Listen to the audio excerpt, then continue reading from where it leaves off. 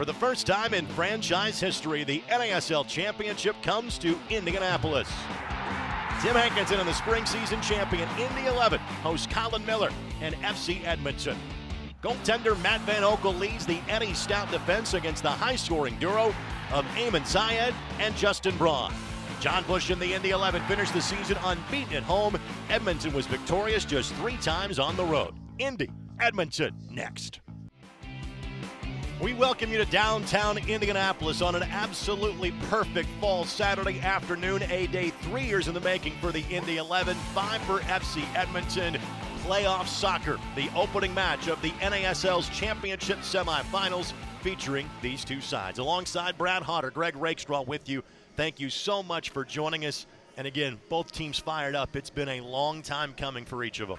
Yeah, and these two teams have been really stalwarts in the NASL, both in the spring and in the fall. Both very difficult teams to break down and have been consistent throughout the entire season. Time now for today's starting lineups presented by Honda Manufacturers of Indiana, official automotive sponsor of the Indy 11. We start with the home side.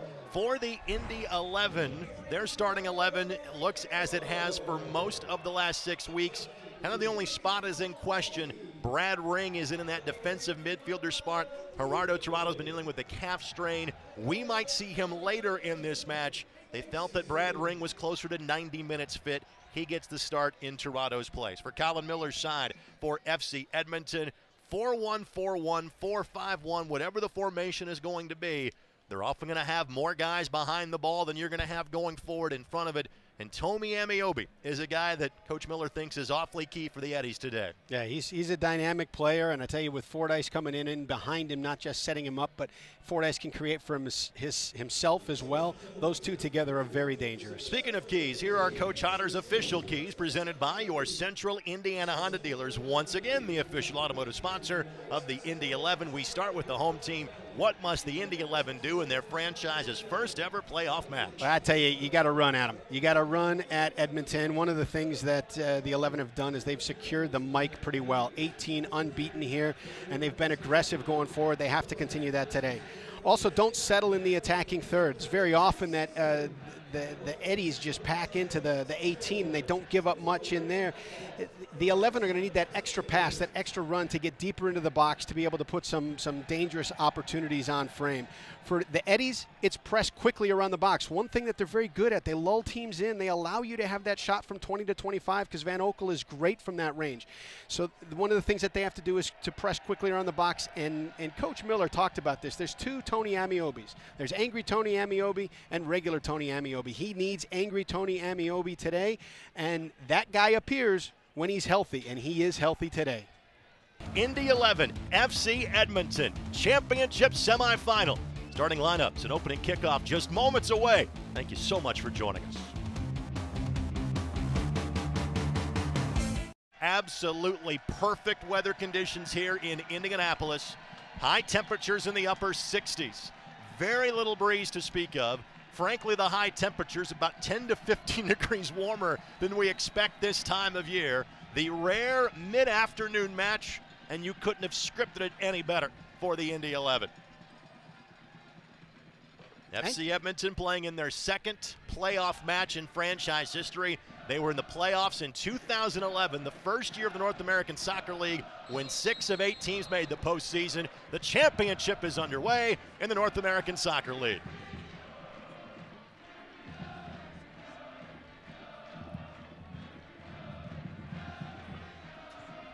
And the Brickyard Battalion is in full song to start this match. Oh, they've been practicing for 8 months right now. The Brickyard Battalion, the supporters club that existed before Indy actually had a team. Eckersley steers that ball back to midfield for the Eddies. Dustin Correa, the Edmonton player closest to it. Little flick for Justin Braun.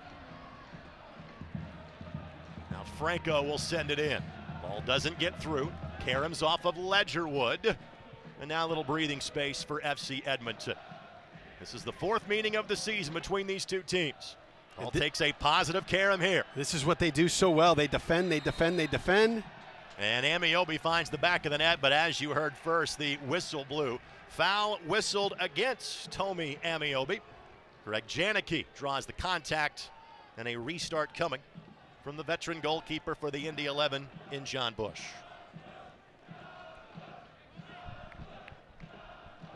And you love the fact that Franco and Vukovic get high and add some attacking pieces to the 11, but they've really got to be cautious on the counter because Janicki and Falvey, both very, very smart, tactical guys, but in a foot race with Amiobi, if they can find him in the right space, he's going to get in. Amiobi really a guy that is just rounding into form for FC Edmonton.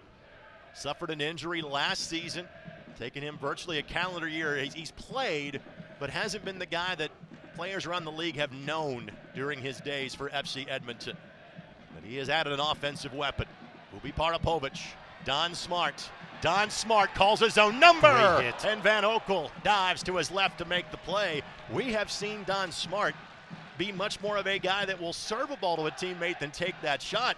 Maybe he thought he could catch Van Oekel by surprise by calling his own number. Well, you don't know if this is by design. You know, Franco's getting forward a little bit more than he typically has, and this was one where Don Smart, instead of staying wide, cut into the middle. Sinisa found him underneath, and he just had a window to hit it, and he did. Indy scored in all 3 matches against Edmonton this year. Not only that, they scored first in all 3 matches against Edmonton this year. The first 2 goals belonged to Greg Janicki off of set pieces. The other was in the run of play against Edmonton, the lone time these 2 teams played in Alberta back on Sunday, October the 2nd. In that match, Edmonton scored twice in the last 15 minutes to claim a 2-1 victory. The following week, they would clinch their spot in the championship for the first time in 5 years. Really a heartbreaker. It set Indy into a little bit of a tailspin, just a minor one, but one of those ones where you thought you had the 3 points, you thought you had it against a good opponent on the road, and then the wheels just came off in the last 10 minutes. On May the 7th, these teams played to a 1-1 draw. Vukovic could not play that ball in the field of play. It will be a throw-in coming for the Edmonton squad. Then on July the 23rd, Indy won 1-0 here against Edmonton. Of note for the Eddies in that game, neither Pop Diakite nor Albert Watson played in that game for Edmonton, so I don't blame the fans of the Eddies for putting a bit of an asterisk next to that result. Throw in coming here.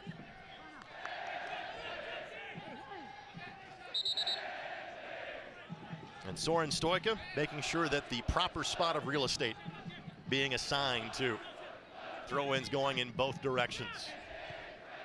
Of course, this is the first of 2 matches in the North American Soccer League today. The other one takes place at the home of the New York Cosmos, Stewart Stadium, Hofstra University. And the Cosmos play host to first-year side Rayo OKC. Rayo becoming the first team since the Cosmos did it in 2013 to play in the North American Soccer League playoffs in their first year. Correa with a fantastic run going. Plays this ball left side, ball sent back in, sliding tackle made by Greg Janicki. And having to fight that son is Sinisa Ubi Parapovic, who was rather clobbered, no call, but leads to a transition opportunity here. Don Smart looking for Zayed. Did he stay onside? No, he did not. He is offside. Flag goes up. Eamon could not slow down the run. Both teams have found the back of the net, but both times they've been called back in the opening 5 minutes. Yeah, and I'll tell you what, that was one. It's a 2-on-1. Don's got to be able to see if Eamon's on that line or not, and either hit it early or keep the ball and attack himself and pull Watson a little bit closer to him. Thought there should have been a foul, frankly, called against Ledgerwood on Ubi Parapovic. He never signaled advantage played, but really it was an advantage there for the Indy 11.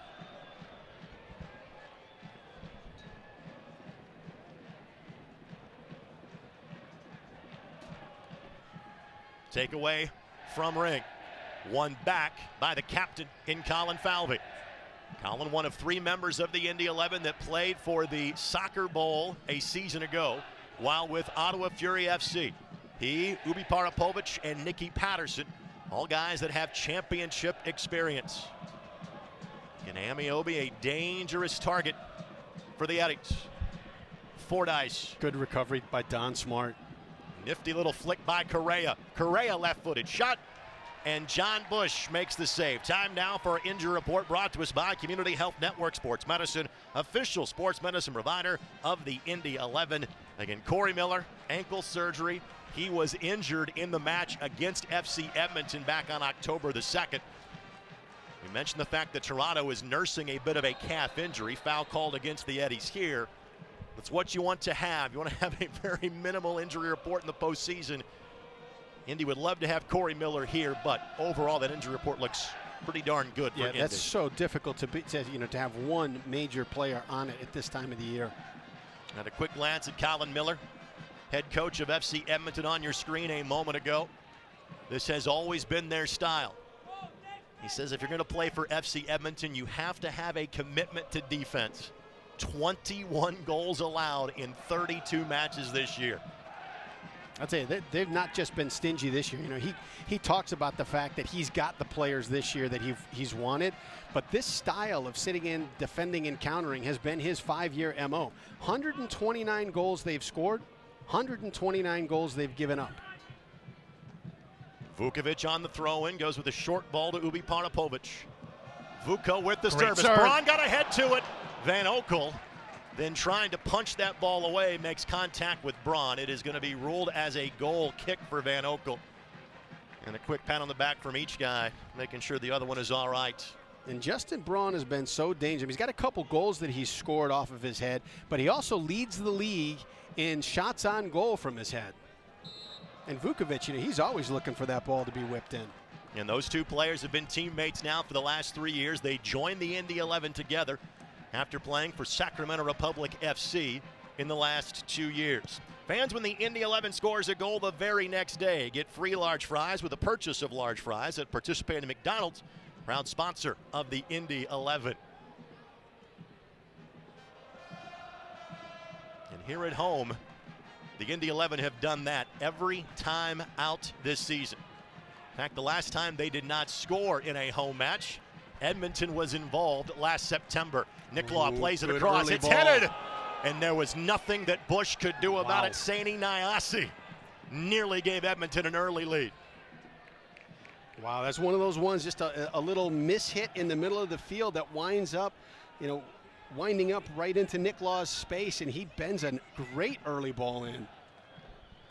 That's the second time we have seen Edmonton quick to counter and playing that ball down their right side or in the space that Nemanja Vukovic operates out of for the Indy 11. Yeah, and it was unfortunate because Indy had the ball and was starting to work in transition going forward. It nicks off a defender and winds up into the space for Niklaw, and Edmonton is out in transition in the blink of an eye. Nyasi, their team leader in assists with 4. But frankly, for two teams, while the Indy 11 have 51 goals scored, I still think they're more identified as a defensive-first club. For two teams that are about defense, been a lot of offensive chances here in the first 9 minutes. Ball at the feet of Marco Franco. Now Dylan Mayers, one of the 3 remaining Indy 11 originals, and all of them on the pitch as we speak. Wow, he closed that quickly. And eventually a foul whistle. Not sure if it was against Nyasi or Fordyce. Either way, a favorable whistle for the Indy 11. Yeah, and I tell you, as that ball was coming into Vukovic, Nyasi, he closed out about 20 yards as fast as you'll see. Vukovic again on the service. Back post of Van Oekel. Could only get a hand to it. Ball flicked away by Eckersley for the Eddies. And Correa, normally we talk about the bicycle going towards the goal. That was simply to keep that ball in play. Throw-in coming here for the Indy 11.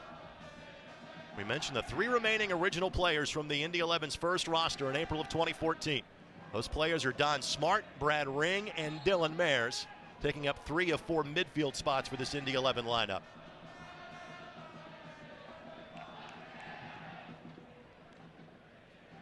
And you can see from the bicycle kick, keeping it inbounds, Don Smart hitting this with his hand to stop in transition. There's not going to be a possession today that goes uncontested. By the way, this porch of the match is brought to us by Community Health Sports Medicine. Dream big, work hard, and finish strong. Chance to throw some numbers forward here for FC Edmonton. And again, Amiobi the target. Good combination work here. There's too much traffic for Ubi Parapovic to work his way through. Ubi Parapovic, the first of many free agent signings in the offseason for the Indy 11. And that's a foul on Brad Ring. Shamit Shome, one of the younger players for FC Edmonton, draws the foul, and they've got a chance for a look at a set piece from outside of the 18. One of the things you love is Shome is a homegrown. He's from the Eddie's club system. It's a dangerous spot here. Fordyce, their leader in goals, scored with 7. But Diakite becomes a target here inside of the 18. And I tell you, Albert Watson is a guy too. He's not that fleet of foot. He's not built like a guy that's going to be good in the air, but he finds the ball. He's old man crafty. He knows where to be. Correa to take it. Playing back post. Bush couldn't get there. Great save. Bush has to get up off the turf. Not out of danger just yet. Now Janicki boots this ball back to relative safely. Again, there's Watson. Vukovic got in front of him. And eventually Franco will hit the reset button. Zayed was looking for Braun on the flick. Hands go up, and now the flag correspondingly goes up with it. Correa had slipped beyond the back line. This portion of the match is brought to us by the Denny Companies, tearing down the past so you can build the future. Tell you, fantastic ball by John Bush. There's a lot of keepers that'll sit back in that and just look to see what happens from it. And Edmonton's just looking to get a flick on and put that on goal. We had the first 2 broadcasts of Edmonton and Indy this season. They were never this aggressive in the early stages in the first 2 matches. And it's with purpose. It's not accidental. I mean, they have gotten the ball and they have been on their horses and they're getting forward. This is an Edmonton team that during the fall season registered just 3 first-half goals. They do not look like that bunch today. But at the same time, Brad, are they potentially giving up a bit more on the counter than maybe they normally would? Haven't seen it. They've been solid in the back. They've been compact. They've got, right now, they got numbers behind the ball. Ubi Parapovic goes down, draws the foul just outside of the 18. Here you go. Again, 2 of the 3 goals scored by the Indy 11 against FC Edmonton this year have come off of set pieces, and both times Greg Janicki was a target. As of now, he's staying back along the midline. Let's take a look at the play that drew the whistle. I'll tell you, great attack by Sinisa to get into that seam and get the foul. And one of the things that is a great way to equalize against a fantastic back line that Edmonton has is in restarts. As far as those that could be shot takers here for the Indy 11, Dylan Mayers, Brad Ring, Nemanja Vukovic. This is somewhat of Dylan Mayers' range outside of the 18. The left foot of Vukovic can always be troublesome. And frankly, Ring just has a howitzer that can blow through the line. Yeah, I think you take a look at how the wall is set up and you make your decision. It's Mayers just over the bar. Not a bad idea. Dylan Mayers, 3rd on the team in goals, scored with 5. He and Eamon Zayed tied for the team lead in assists with 6. It may have been one to keep Vukovic on the ball so that they'd feel the threat of perhaps it being bent around the other side, because once he moves away from the ball, it's coming around the right side. Tonight's yellow and red cards are sponsored by Morello's Uptown Bail Bonds, your central Indiana bail bond agents and proud sponsor of your Indy 11. Matt Van Oekel, a staggering number of saves this year from the North American Soccer League, 95. That in 29 matches. .55 his goals allowed average. The incredible part about that is 95, he's leading the league in saves, but so many of them are manageable because of the way the Eddies play. Smart tries to send it in. Cross was blocked. Great find by Ubi Parapovic. Smart trying to win this ball away from Eckersley. Now optimistic for a corner and got it. On Smart, the gentleman from Jamaica, holds dual citizenship, both U.S. and Jamaican, and worked his way back on the pitch early in the fall season and basically never let Tim Hankinson take him out. Love it. He's been fantastic. And you talk about Janicki on restarts. They've pulled him up for this. The 11 through the fall scored more corner kicks than any other team in the league, and a lot of that has been due to Greg Janicki. Short corner. It's done. Smart. Right foot doesn't get through. Eckersley with the block. There was a patch of real estate there for him, Brad. Great find by Dylan Mears. He just put it to the wrong foot. Don Smart had to turn a little bit away from goal. Falvey was looking for Braun. He got to it, didn't get that much on it, and Van Oekel watches it trickle without much danger across the byline for a goal kick. Braun, the native of Utah, has spent time with Chivas USA, Real Salt Lake in Major League Soccer. And his absence due to a knee injury for a large chunk of August really kind of gave this team their roughest stretch of play during the course of this year. Yeah, he and Zayed were gelling so well before the knee injury. And then when he came back, he's found his form more as a scorer than as a setup guy. I'll tell you, I hope he's in Indy for a long time. Braun, 8 goals, 5 assists this year. That's second on the team in scoring. The first 2 years, that's a franchise scorer for us. Nyasi the target, headed away by Vukovic. And now Mears to Vuko. Good look. Launching aim in Zayed, but Van Oekel quickly off his line to thwart any sort of Indy 11 attack. A good look. Ball was just a little bit overhit, and I tell you what, you'd love to see that same scenario develop with Justin Braun, where you can lay it into space and just have his engine go get it. Falvey, perfectly timed, swept it away. This is a team full of captains. Guys have worn the captain's armbands with other teams. Falvey, the captain amongst captains on this Indy 11 squad. So important. So important to have. And you see stuff like this. I mean, in a foot race, he's not going to be able to keep up with some of these guys, but he times his tackle. He times when to step perfectly.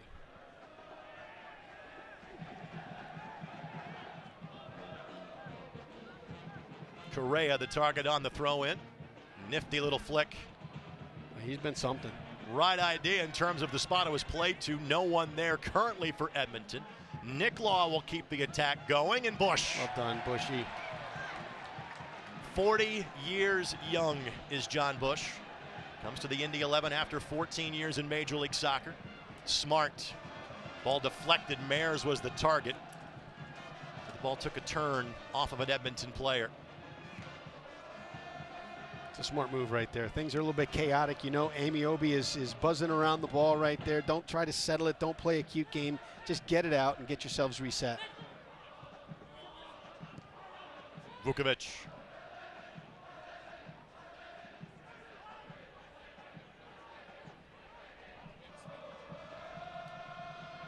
Nick Law should be able to get to that before it hits the byline. He does. Good pressure applied by Vukovic. No whistle in terms of a foul. However, ruled to be last touch by Vukovic. Corner coming, or excuse me, goal kick coming here. Clearly to the dismay of Nemanja Vukovic.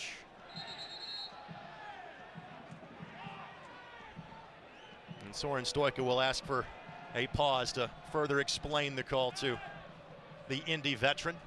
Tell you, Nicky Ledgerwood defended that very, very well. When Vukovic got up into the space on the break, Indy had about a 4-on-2 in this little pocket of space here, and Ledgerwood came at Vuko at such an angle that he eliminated 2 of the passing options and created a 2v2 that Edmonton could handle. Van Oekel, a veteran of this league, was with Minnesota for 5 seasons before joining Edmonton last year.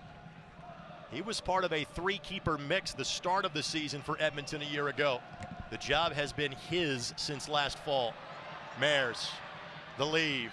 Zayed thought he had a teammate in support and let it go.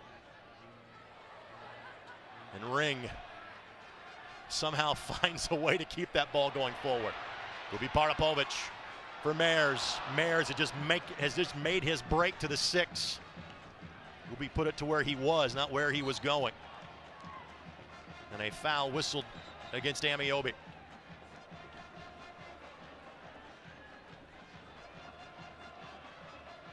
Tenth ever meeting between these two sides. Indy with 3 wins. Edmonton with 4. 2 draws between the duo, including the opening match of the season on May the 7th.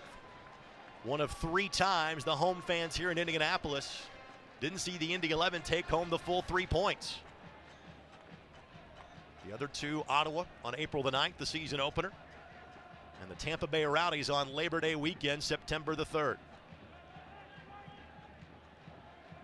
Indy, one of 2 teams to not lose at home this season. The other, the number 1 seed, the New York Cosmos. Braun gives chase. Diakite.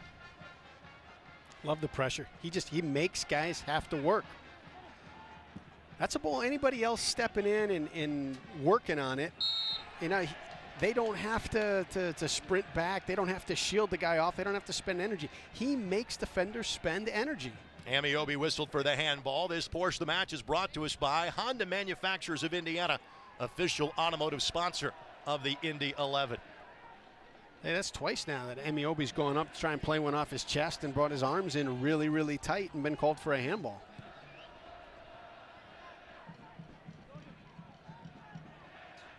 Eamon Zayed, franchise record holder in goals scored, not just for a season, but for his Indy 11 career with 15 this year.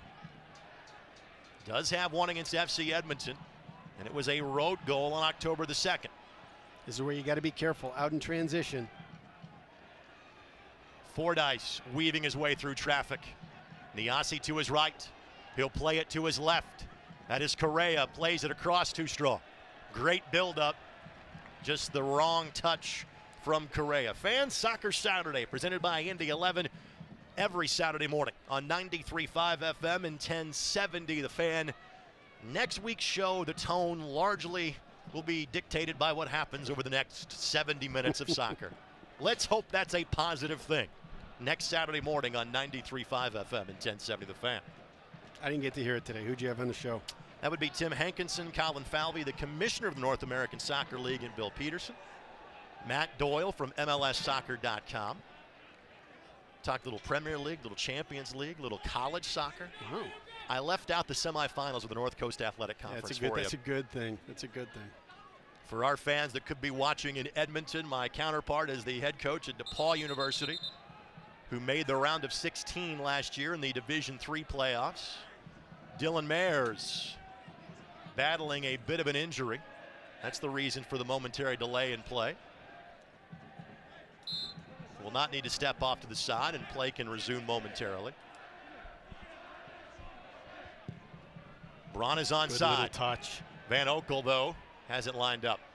That's the right idea. Yeah, and I tell you, it's the right idea by Sinisa to know who he's got where and know where the space is and put it in there for Justin Braun to go run down. But also, hey, Matt Van Oekel recognized where Justin Braun was too. Any other player, he might be able to sit in a little bit. He had to come to the top of his box quickly to come and collect that ball.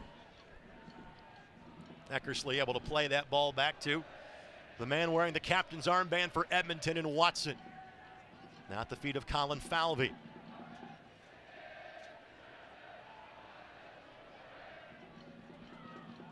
Correa's been pretty creative today, and we had a talk with Coach Miller yesterday, and we asked him, hey, outside of your normal guys, Watson, Fordyce, and Amiobi, who's the guy that you think is going to be the guy under the radar that's going to be able to imprint his game successfully today? And he said Correa. Correa's the guy. A corner coming here for FC Edmonton. And one thing you can expect to see here, they want to create a lot of traffic in front of the net. John Bush, not the biggest of goalkeepers. They're simply going to overload the 6 and see what happens. They're burying him in white jerseys. Can't even see him in there. And that draws the attention of Soren Stoica. He may separate a player or two.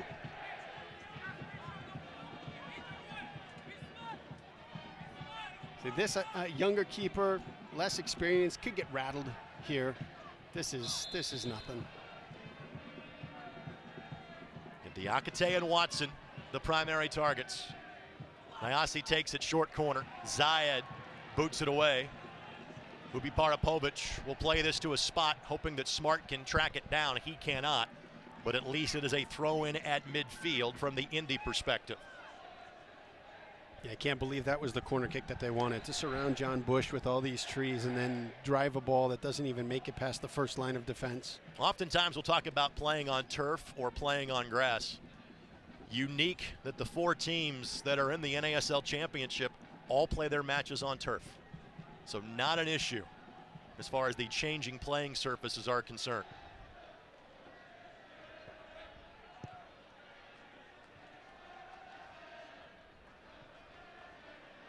Diakite, one of the new additions to this Edmonton squad.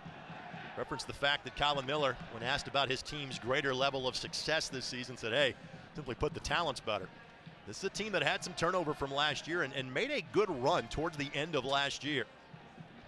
But guys like Eddie Edward, Milan Roberts, Kareem Moses, Lance Lang, no longer a part of the Eddies. And all good players. Very good players. They didn't get rid of guys that didn't have talent, but they had a certain thing that they were looking for. And Coach Miller went out and he got the pieces that fit what he wants to do. Yeah, all those players elsewhere in the league. Edward and Roberts now play for Ottawa. Lance Lang at Minnesota. Kareem Moses this year with the Carolina Railhawks. This is Shome. Janicki with the win. Little turf bounce over Ubi Parapovic. And the Aussie, not the ball he was looking for. Goal kick coming for John Bush. And a brief conversation between a couple of vets in Bush and Janicki. Janicki has experience in winning a soccer bowl championship. This is Greg's second year with the Indy 11. He previously played for Tim Hankinson in San Antonio and won the title in 2014 when Alan Marcina was the head coach of the San Antonio Scorpions. You talk about putting together a team in your image. You know, Coach Hankinson has not just got experience with some of the guys in this roster, either as their coach or in coaching against them. He knew exactly what he was looking for as he put these pieces together. Here's Amiobi. Can't keep it in play.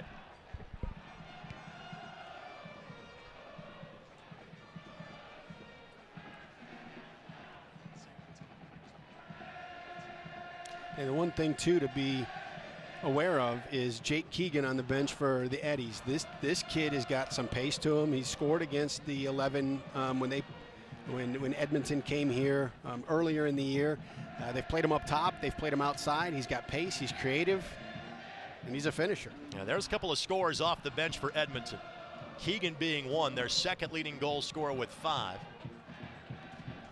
Ben Fisk has been a find for this team. A couple of goals late in the season, including the winner against Indy on October the 2nd. He's available for selection. Part of the 18 for the Eddies as well. How about it? Mares the flick for Vukovic. What a ball. Plays it across, was deflected. That's off the crossbar, and that should be a corner. Or is it going to be a foul called against Indy? Yeah, I think that's the right call. You know, Van Oekel, as tall as he is, I think he's going to be able to collect that ball and prevent it from being a counter, as it did take a deflection off the sliding Eddie defender in there. He and Zayed made contact and ruled to be a goal kick for Edmonton. Now Niklaw will hit the reset button for the Eddies, and Diakite will go to the ground, and this is a bit of a scary moment here for Edmonton. It is. This is, you know, Coach Miller was talking about how Watson and Diakite have been really gelling together. You know, you've got the wisdom and the experience and the tactical knowledge that Watson brings and that toughness, and then you've got the athleticism and the youth and the energy, you know, that he's got. And so now you're looking at maybe losing that piece this early in the game. That could be a tough setback for the Eddies. Let's talk about benches in today's game for Edmonton. We mentioned Fisk and Keegan already. Rodalis, Smith, both Smiths, both Johan as well as Karsten Smith. Nicholas DiBiase, and the backup keeper is Nathan Ingham.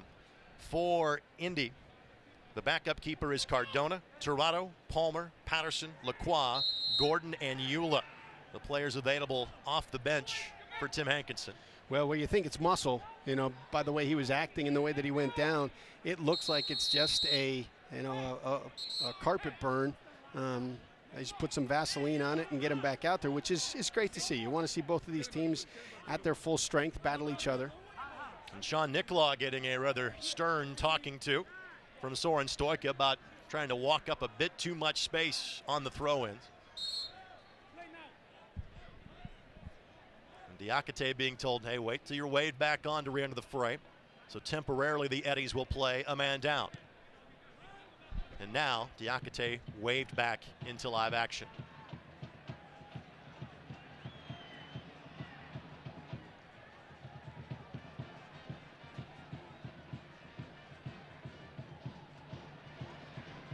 Fans, you can show your Indy 11 pride and get your exclusive IMCU Indy 11 debit card at any IMCU branch or online at imcu.com today.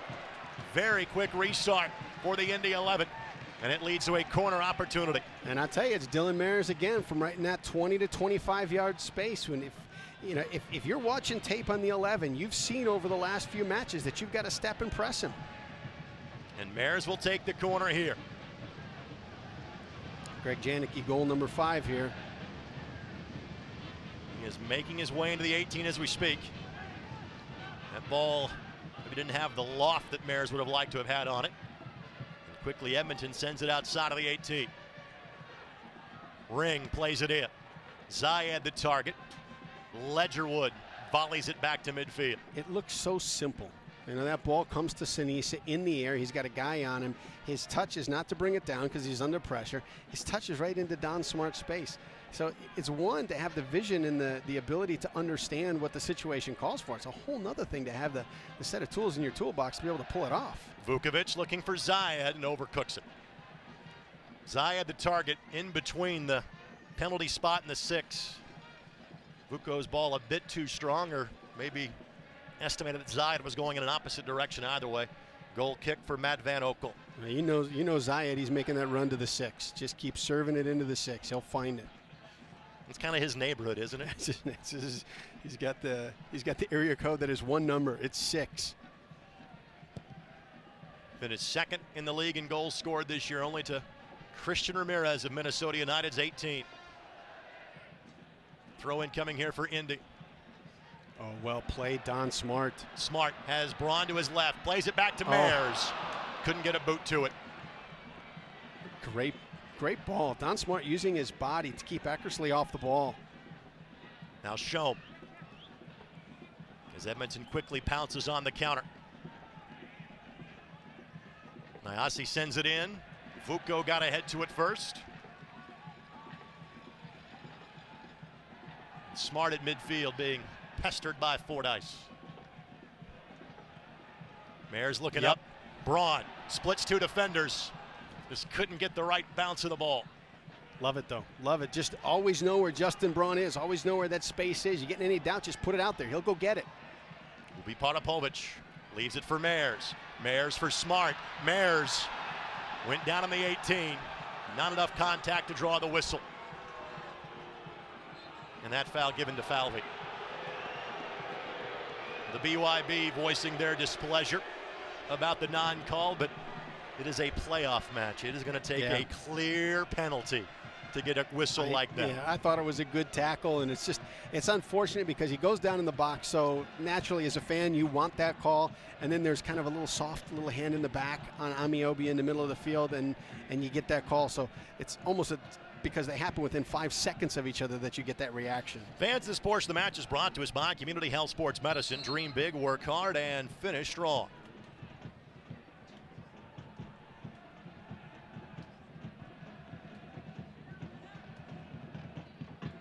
Flick inside of the 18 from one post to another. And Vukovic on the charge. Nifty footwork by Mayers. Sizing up his options. Oh, my goodness. Tremendous recovery by Diakite. He can cover a lot of ground in a hurry, can't he? Man, can he ever. It's a great read, too. Now Fordyce, and no one making a supporting run for the Eddies. And this is one Vukovic should think about bringing up himself. Nyasi is a bit gassed from chasing back in transition. This reminder, fans, for standing stats or the latest league news, be sure to visit NASL.com. Normally, this is where we tell you, hey, go check out the other match results. Not today. This is the only match going on right now. Coming up in about 3.5 hours or so, it's the Cosmos and Rio OKC. Rio, a team that has not lost in their last 10 matches, including 5 consecutive wins to qualify for the postseason. And they have put together a heck of a roster. Well, that last win against Indy in the last match of the regular season on Sunday, frankly, was not necessary. They had already qualified for the postseason.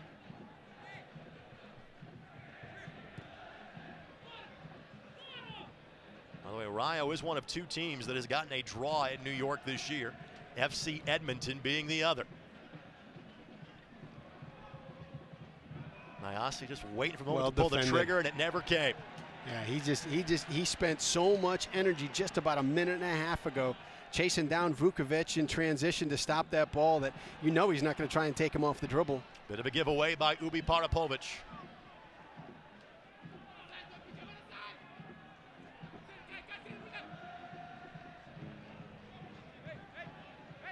Edmonton kind of creeping some numbers forward here. Shom weaving his way through traffic. Falvey sweeps it away. Now a chance for a counter. Smart to the right of Braun. Zayed to his left. It'll be Smart. Mares coming up in support. 3 back for Edmonton. Here comes a 4th. Now just a chance to settle for Indy and build through some possession. Yeah, and I like the fact that you're making the Eddies defend for an extended period of time right here, but Braun's onside. Zayed couldn't get to it. Rebound. Van Oekel got just enough.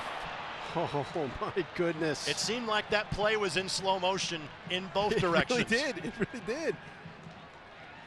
And in Van Oekel, he just threw himself to try and get a fingertip to that ball to turn it around, and he hit his head hard on that post. So we have a stoppage in play. Van Oekel played in 29 of 32 matches for Edmonton this year. Tyson Farago played in the other 3. He is not in the 18. Ingham is the backup tonight. And it is Mares to take the corner. Now, both teams on their corner kicks have not been able to get the ball into a dangerous pocket past that first line of defense. So, Mares needs to lift that ball and find, Janicki's the guy. Try and find his space. 5 inside the box. A little better that time by Mares. It got through. Volleyed across the 18. Falvey was the player that got there. He does have 1 goal this season. Coming against Rio on August the 13th. Falvey a target again. Amiobi got there first, and we stopped play because it was head-to-head contact between Falvey and Amiobi. And those 2 are used to colliding, if you will, at the other end of the field, not inside of the 18. And both players down in a heap immediately.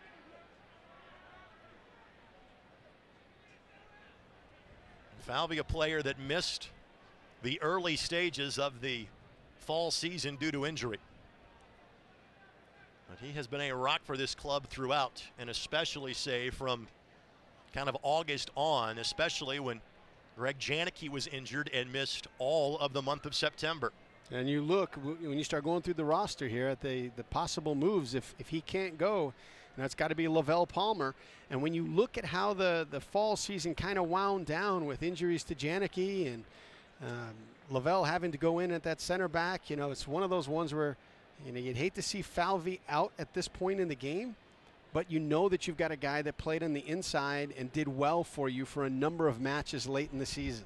By the way, this portion of the match is brought to us by the Room Place. Get it at the Room Place. Well, Falvey still yet to get up off the turf. Amiobi collecting his thoughts, but at least on his own 2 feet. And nervous moments on the Indy 11 sideline if their team captain will be unable to continue. If there's a good part to this, when he went down, he was in such pain. His arms and his legs were flailing, and he was pounding them on the ground. So that as far as the injuries, that there's nothing along the lines of immobility. Well, let me ask you this from a tactics standpoint. Here we are in minute number 40. So in theory, you're 5 or 6 minutes away, depending on how long this break is going to be, from the end of the half. Do you think about playing a man down and going into halftime to not use a 3rd sub, knowing you could be playing 90 or even 120 minutes today? Yeah, as a coach, you've got all of these different scenarios going through your mind, and you have a couple different things. We've all been in the situation where we've made that move and given up a goal because we tried to ride that substitution out a little bit longer and not use it at this moment in the game, and it came back to bite us because we thought we could ride through 5 minutes and some stoppage time, a man down, and we didn't. So you've had that situation happen. Then you've also had the situation happen where you did make the sub right now and something happened late in the game and you needed it. So you're running through all of these scenarios in your head. Who's it going to be? Do I make this move? Do I try and hold? Do the 10 sit back? And part of it goes when you actually talk to the trainer and you talk to Falvey and you understand where he's at right now. I mean, if he's in a situation where it looks like he's concussed, you got to get him out of the game. Let's kind of talk about the center back spot for Indy. They really had 3 starters for 2 spots throughout the majority of the year. Colin Falvey, Corey Miller, and Greg Janicki all going through injuries during the course of the fall season. It was Falvey first, then Janicki, then Corey Miller last. And again, that injury happened against Edmonton back on October the 2nd, so Miller is done. The other 2 guys that have spent time at center back this year, we've already mentioned Lavelle Palmer, more of a natural defensive mid. He's played right back for most of his season. He spent 2 games playing a center back. The only other guy that spent time at center back is Daniel Keller. He's not in the 18 today, so you see the head wrap being applied to Colin Falvey. He's going to try to soldier on, but if he can't, really the only player that is available to take that spot would be Lavelle Palmer. Right, I think you've got some secondary options with Brad Ring and Torado, guys that have just such high soccer IQs that you can put them in there and they'll be able to figure it out. But Palmer is the only natural decision right now. Well, clearly, holy smokes, no intention there. Just 2 guys fighting for a ball, knowing what's at stake in these playoffs. That hurts watching it. I'm sure Falvey will be lobbying to re-enter the match immediately. In terms of actual match time, we've been kind of parked here for about 3 minutes. So thinking about stoppage and added time here at the end of half number 1, it appears that there will have to be a jersey change because of blood coming up here too. And Edmonton will simply give the ball back to Indy to reset play. So again, Indy currently playing a man down. We saw Lavelle Palmer leave a late home game this year due to a laceration to his forehead. Whoa. Bit of a dicey pass from Janicki, and Falvey already back on. So he's got a couple of different wraps going right now. One on his left arm for the captainship, the other around his forehead. What a warrior. Looking for Zayed. Van Oekel comes out. Great read. Holy cow. And we are told from our producer Josh Weber, 4 minutes of stoppage time will be added on. And as we talked about, 3 of those added because of the injury to Falvey. Chom whistled for the foul. By the way, the final 5 minutes plus that stoppage time is sponsored by Honda Manufacturers of Indiana, official automotive sponsor of the Indy 11.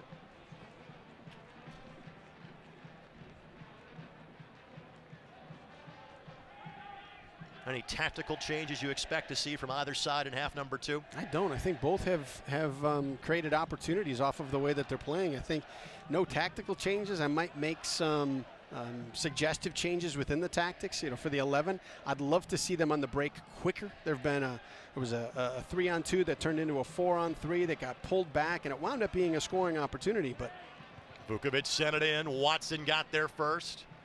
Mayor's just kind of waiting for somebody to move, and nobody ever did, either on his side nor Edmonton. He had no passing lane. So, for the second half, you'd love to see the 11 get out on the break a little bit quicker.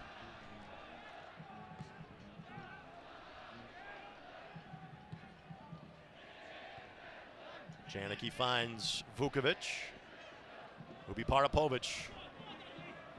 Well done by Fordyce, and eventually a foul whistled against Ubi, who got his American citizenship during the summer. Nyasi looking for the cross. Deflected off of Vukovic. That will be a corner here for FC Edmonton. And again, their last corner was all about the traffic inside of the 6. We'll see if that same scenario plays out. Diakite comes forward.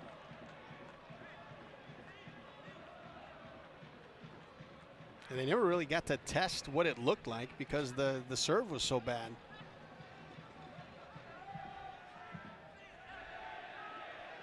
Diakite doing his best to screen Bush. The reason we haven't had a restart yet is because the referee keeps looking towards the way of Bush Sent in, headed away. Zayed equally adept at using his head on goal and protecting goal.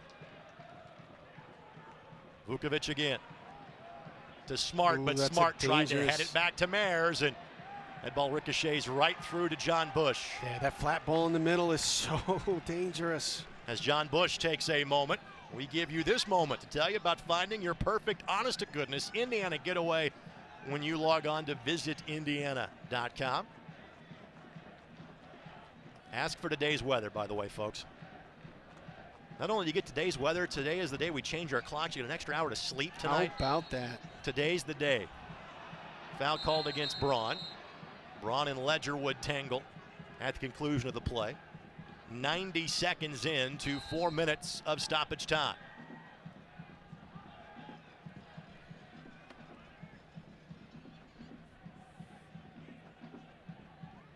And the fact this is 0-0 through 45 shouldn't surprise anybody.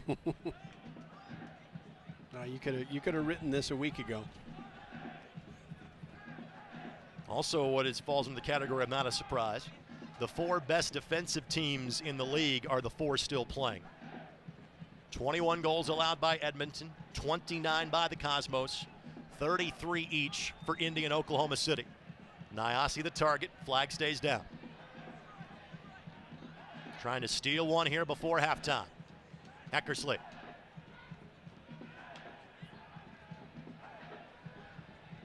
This volley never got through. Amiobi with it now. Trying to make the turn. A wall of defenders head his way. It finds Eckersley, which found Falvey.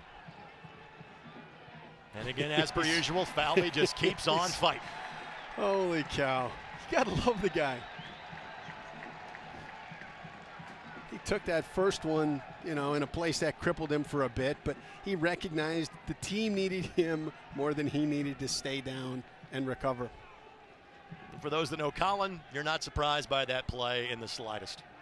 It will be a corner.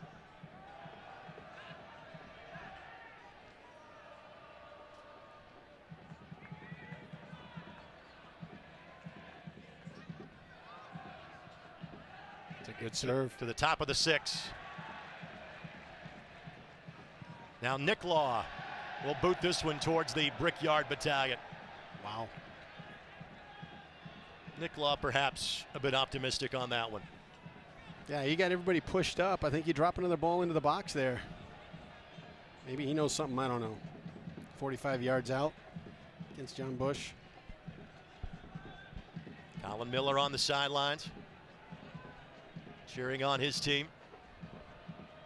He should be happy what he has seen from his guys in the opening 45. Absolutely. I mean, you talked about it, that the 4 remaining teams are the 4 best defensive teams in the league. So while there is great artistry and great creativity and great beauty to this game of soccer, you got to defend first if you want to win. 0-0 at the conclusion of 45 minutes that turned into 49 minutes. We will catch up with the head coach of the Indy 11 and Tim Hankinson coming up in just a matter of moments. We'll talk to Colin Miller as his team re-enters the pitch, getting ready for half number 2. And Tim Hankinson is ready for us now. All right, Coach, again, as Brad and I just talked about, you can't be surprised this is 0-0 after one half of play. Your thoughts about your team's performance in the opening 45? I think our back 4 has done brilliantly containing them. They're very good in the counterattack and winning second balls and coming right back at you. Very disappointed in our midfield's ability to win the ball. We were not putting our boot in strongly enough to tackle.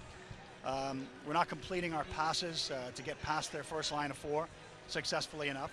But we have opened them up a number of times around their box, and we just need to capitalize on one of those so our game settles in. Anything from a tactic standpoint, or is it simply a matter of executing the things you just talked about? Just in half number 2? Execution. These teams match up pretty equally across the board.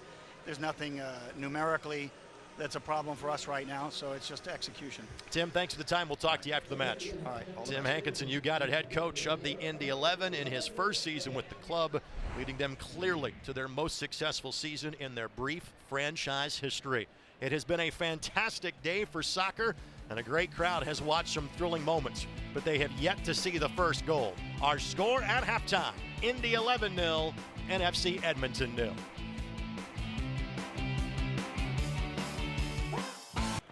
Again, back in downtown Indianapolis, these two sides scoreless at halftime of our first of two NASL Championship semifinals today played across the league. Greg Rakestraw, Brad Hunter with you, and we'll have highlights for you in a matter of moments. And when there's no goals, there are still highlights that can be found.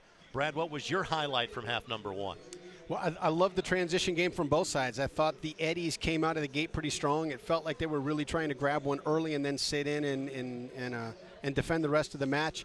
And the 11 throughout the game found some spots where I thought they had a little bit of a break and slowed it down a little bit too much, but certainly some pretty good action on both sides going back and forth. Well, numerous offensive chances in the opening 10 minutes for each of these two teams. Let's show you now our first half highlights. And again, it was an Edmonton side, Brad, that I thought was a bit more aggressive than maybe I expected out of the gate. Yeah, and you wonder on a couple parts of that, too. You wonder if the heat maybe factored into it, that they didn't sustain that through the whole half, or the fact statistically you've got a whole season's worth of data. 93, they lead the league when they score first in winning a game. So the mindset may have been, let's come in this first 15 minutes and see if we can just pinch one. So traffic in front of both nets, counter opportunities going each direction as well. And one thing we saw a lot of, frankly, a lot of set pieces and corners going both ways. Yeah, and that plays well to both of these teams. Both have been dangerous on that. It really equalizes things. It also allows both of these teams to catch their breath and get reorganized. So let's take a look at the numbers again. Zeros on the board in terms of the major font is concerned. Indy 11, Brad, will not lead most teams in terms of possession. It's not a surprise they lead possession in this match. Yeah, and that's not, you said it's no surprise. Eddies are going to absorb, and then they're going to find that moment, and they're going to get out and transition and counter. But at the same time, we can talk about the fact that maybe Edmonton had a few more offensive chances than we had expected coming in. There was still just one shot on target for the FC Edmonton squad. Yeah, they did a great job of creating some dangerous moments, but in the final third, they just never really got to the place where they stressed out the back line or put John Bush in any kind of critical moment. We will talk with Colin Miller coming up in just a matter of moments, Brad. We asked Tim Hankinson, anything you change from a tactical standpoint. For Colin, do they do anything differently in half number two? I like the way that they played. I like the way they came out in those first 15 minutes. I really thought they were incredibly dangerous. He's got to now measure where his team's at fitness-wise with this heat. You mentioned that they trained a couple days this week in the snow. Can they handle this for another 45 minutes at that pace? Maybe he comes out and it's 10 minutes with that kind of pressure and that kind of intensity. They sit in, they absorb a little bit, and then look for the counter if they don't get one in those first 10. In a 90-minute match, you start thinking about substitutions, maybe about minute 55 or 60. Do you have to push that back today knowing you could be going 120 and you could be going to PKs? Well, you don't have to, because you hope that the guys that you have on the bench, like your Jake Keegans, you got guys there that should be 90 minutes fit right now. So if you need to bring them in at any point here, you should expect that they should be able to round out the rest of the game and overtime. Second half action just moments away here in Indianapolis. First ever playoff match for the Indy 11. First in 5 years for FC Edmonton. We're back with more in a moment in downtown Indianapolis. Let's go across the pitch right now. Colin Miller joining us, head coach of FC Edmonton. Coach, thank you for the time. What was your message to your guys at halftime? Pretty much the same thing defensively for the most part, guys. I've been very pleased. Clearly Braun and Zayed are a handful to play against, and I think Albert Watson and Pap Diakite have done a great job against that, and we've also had good cover in behind. I think which let us down is our final ball. We've had Tommy making some great runs in behind the back four, and we've overhit the pass. But we've made it a bit of a fight. This is two heavy hitters that having a go at each other here. So we make no apologies. It's maybe not the most silky game of football that you've ever watched, but there's no shortage of commitment. We have to continue to keep this going. We've taken the crowd out of the game for the most part here, which is excellent. The sun is now, we won the toss. I asked Matt Van Okel before the game which side he wanted, and we wanted to defend this end because the sun is actually coming round here. So hopefully it's in Bush's eyes here, and we can get a bit of pressure on him. Hey, Colin, thanks for the time. Good luck in the second half. Thanks, guys. Cheers. Again, head coach of the FC Edmonton, one of the many good guys in this league. Really enjoy our conversations with him on the air, but I had a chance to talk about 20-25 minutes yesterday, and clearly fired up about his team's chances, as well he should be. I thought they played very well in the first half. Great guy. You mentioned it. Love talking to him. He's just such a quality human being. So that comes out when you have the conversation with him too. But the other part is the guy was a defender. He was a defender for many years. His teams know how to defend. Who he is imprinted in the way that the Eddies play, and it's awesome to watch. And let's talk about what he was alluding to, and again, for the fans in Indianapolis, this is remedial, but for those in Edmonton that might be watching our telecast for the first time, because this field is located inside of the track and field stadium here, it doesn't go north and south, it goes east and west. And the sun is set to, drop from the sky here in about 2 hours, so John Bush will be fighting that now for the next 45 minutes. We have seen him go to a hat at times. I'm not sure he needs it right now. He might need it towards the end of this half. It's a handful. It's one of those things that sticks around for the first 20 to 30 minutes of the normal evening matches. Which are 7:30 kickoffs locally. Right, and so he's going to have to battle it now for 45 minutes. So any crosses, Colin Falvey, a bandaged up head, instead of dropping back a little bit further, taking it off his chest, boom. Watson down on the play. Indy 11 plays on. Zayed looking for it. And you would think at the first chance for Edmonton to corral the ball, they will stop playing, and Marco Franco's going to do that right now. I tell you, the Albert Watson is Edmonton's Colin Falvey. He is a tough, hard-nosed guy. When he goes down, it's something serious. And they are waving the trainers on immediately. And I couldn't tell if there was contact there or a non-contact injury. We saw Diakite go down in the first half. His time on the turf was relatively brief. And I will simply echo your comments. They've got several warriors on this team to Edmonton. Nobody tougher than Albert Watson. No, and I'll tell you, the way he's sitting right there, maybe the old man in me coming out, but the way he's sitting in there, it looks like a back injury, and he's just trying to find a little bit of relief for it. You see there, our cameras caught it as per usual. Great job by our web stream productions crew. Incidental contact, and Watson took a tumble to the turf. And again, Edmonton will simply reset this ball. Back towards Indy at some point, which Correa will do. With an easy ball to John Bush. And immediately, Watson is back into the field of play.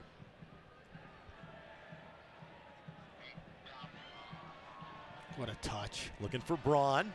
Watson testing out that injury immediately. Get up to full gallop, trying to track it down. Fans, this historic playoff match is brought to you by your Central Indiana Honda dealers, the official automotive sponsor of the Indy 11. So Van Oekel doesn't have to deal with the setting sun in half number 2. He has to deal with the Brickyard Battalion at full song in his ear. They have not had the opportunity to cue the smoke, as they are wont to say.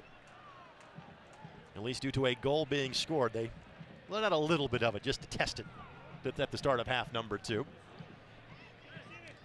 But Van Oekel, as mentioned earlier, 16 clean sheets in 29 starts in the league this year.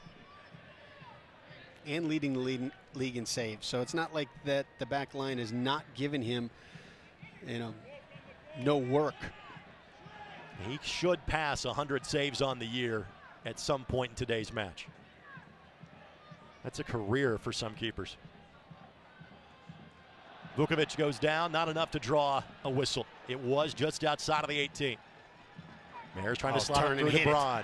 Braun trying to settle it, looking for Smart. Great win by Don Smart. Don Smart. That's one of those ones that's, it's not going to show up in a stat column anywhere, but right there, stopping them while their legs are fresh from Correa getting that ball or Shomi getting that ball out to Amiobi on the break and transition. Such a dangerous opportunity was just dismantled by Don Smart, giving that little extra effort. Throw in coming for Vukovic. I'm not sure if Correa might have clipped him on that play. But Nemanja taking his time and getting settled before hitting the reset button. The ball a little high for Don Smart. Not a guy that's going to win a lot of balls in the air as Don. Smart with 2 goals this season. One of them being a 92nd minute game winner against Ottawa here on August the 6th.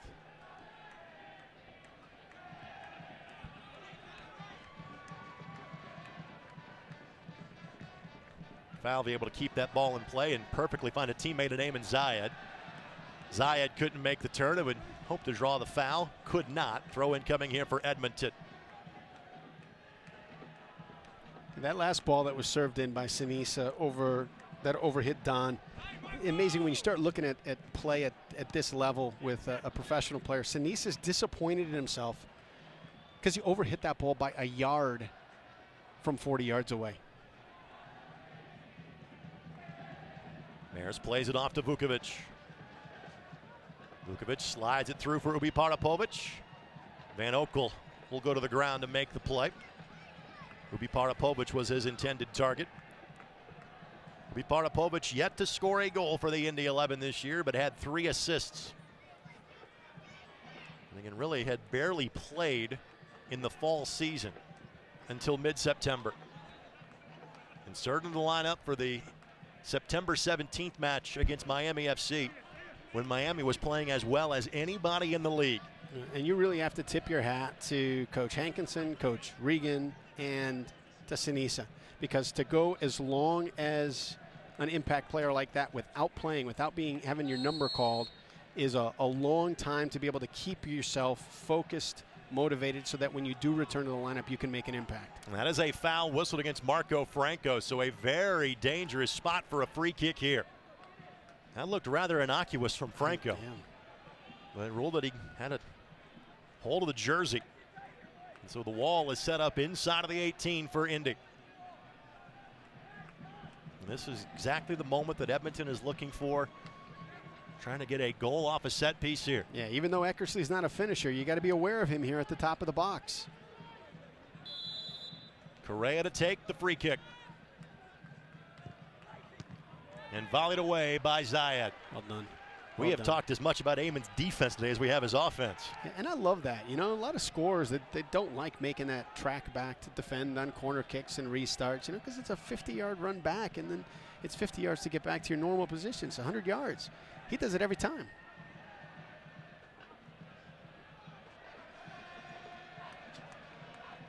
Don Smart trying to win that ball away from Fordyce and draws the foul.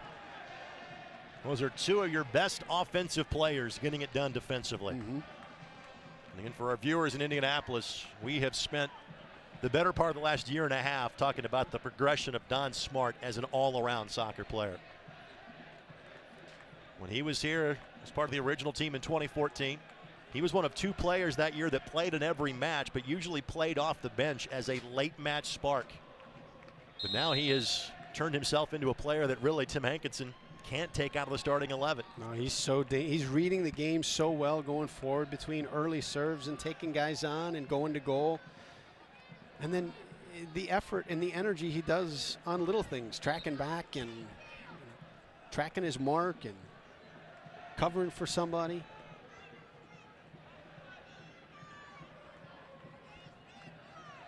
Ubi Parapovic couldn't keep it at his feet. Amiobi off to the races. Janicki hustling back. Just perfectly lifts that to his teammate in Falvey. And Collin able to keep in the field of play. Good work by the defenders with their feet. And Falvey, a rather long distance run. And maybe a little too far for Collin. It is marathon day in Indianapolis, so not surprising that Falvey would take that long distance opportunity. That's the scouting report saying, you know, when Falvey started attacking with the ball, you saw Edmonton just backing off, saying, okay, you can have those touches in the attacking half. And you know, it was not an overly unfamiliar space for him, but this reminder, fans, you can gear up at NASLshop.com, the fans' home for all the latest in league merchandise, and no problem with having 2 of the Under Armour match balls in the field at the same time.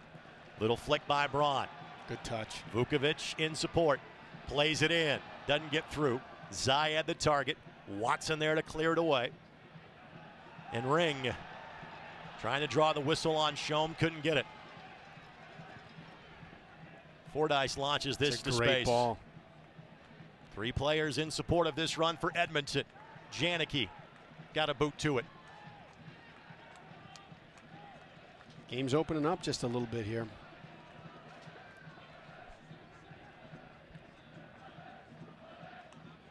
once again, Mares will play it off to his left to Vukovic. So much of this team's offense runs through Vuko, the left back. I don't say that very often. Edmonton right now seems content to let Indy kind of knock it around the back line a little bit. When you look at it, I think it goes back to the temperature bit and trying to make sure you don't make a mistake defensively or make a mistake in transition. Is that, the 11 have been practicing. It's been unusually warm here in Indianapolis. It was 80 degrees for parts of last week. So they've been practicing in this for 8, 10, 12 days, and the Eddies are new to it. They had to deal with snow in a couple of their training sessions this week in northern Alberta. Braun goes to the ground. Diakite whistled for the foul. Colin Miller referenced the commitment to defense. He also says it's a test of character playing at Edmonton. The conditions, the amount of travel that you have to go just to play any league opponent. For so many trips to Florida and now Puerto Rico, and interestingly, it was the more northern teams that seemingly had greater success this year. Kept away from Braun.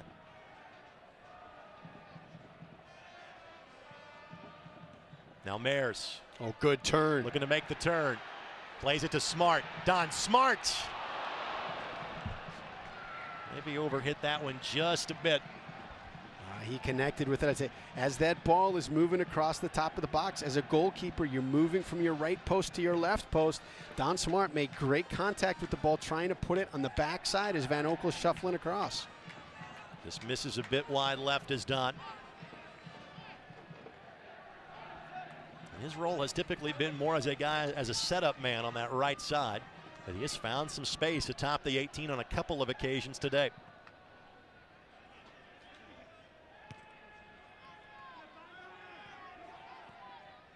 Good ball by Amiobi. Nyasi making this supporting run, but he too had a touch that was a bit too strong, and a goal kick coming for John Bush. This portion of the match is brought to us by your Central Indiana Honda dealers, official automotive sponsor of the Indy 11.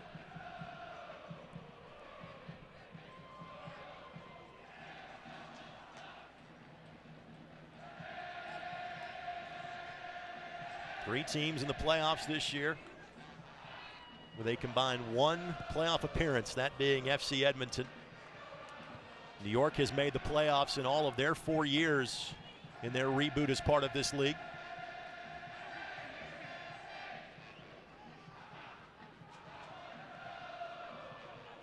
This is Fordyce. It's well defended. Get the double team in there. Well done. Don Smart with the takeaway.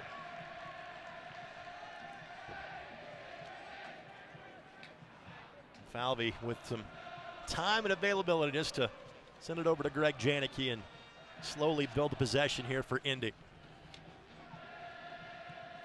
As we mentioned at halftime, this is kind of about where you'd start thinking about putting a sub into the game, but in case this goes 120 minutes and not just 90, maybe you hold back on that just a little bit here, especially knowing just how good the weather conditions are. And both teams have had a situation where an injury almost cost them a substitution. So you've got to be ready for that, not just on the fatigue side, but you got to keep one in your pocket just in case. Ball last touch by Nyasi. Smart the target. Eckersley steps up to knock it away. Franco tried to poke that ball over to Smart. Eckersley out of there with it. Weaves his way through three Indy 11 midfielders. Now Braun.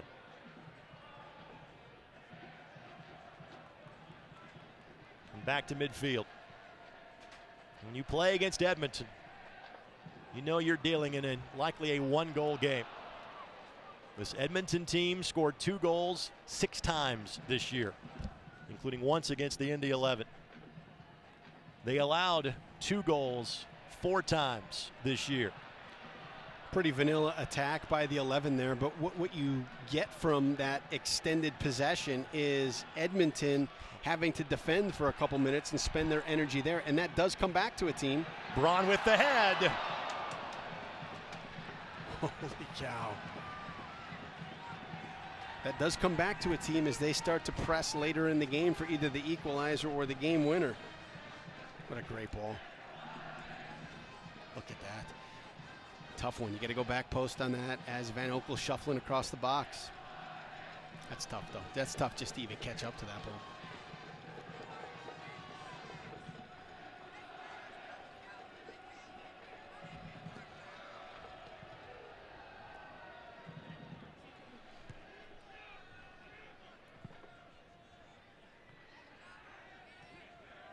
So throw in coming here for Edmonton.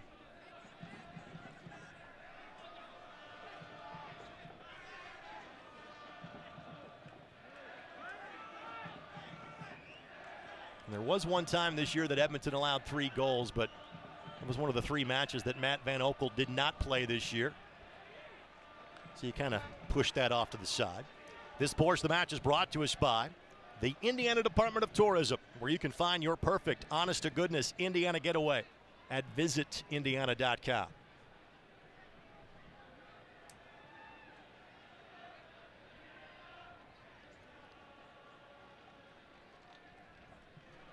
Edmonton is settling into being Edmonton a little bit more right now, where their opportunities are coming almost exclusively off of counterattacks in transition. Just couldn't get that ball through to Zayed. Smart trying to draw the foul, couldn't get it.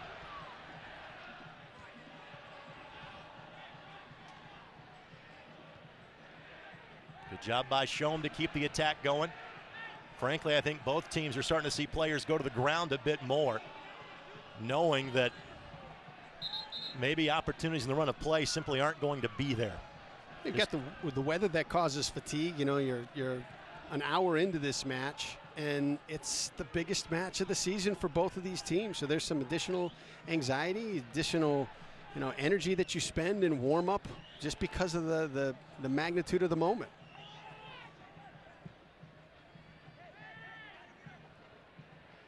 Vukovic, a dangerous ball there. But Mayers is able to just kind of hit as a pop-up back to midfield, and the Karam a lucky one for the Indy 11. Fordyce touched it last for a throw-in coming here for Marco Franco. And this match has kind of hit its first lull, if you will. Yeah, both teams are playing very, very well, and neither one of them wants to expose too much to allow the other team to get in. A mistake right now is just so critical because there's not as much time to fix it. Against one another, each side scored 3 goals this year. Zayed, well done by Watson. Zayed able to win it back. Trying to slide it through. The volley! Back in the net! Goal, Indy 11! What a precision shot. Seemingly out of nowhere, that goal happens for the Indy 11. And the smoke billows from the Brickyard Battalion.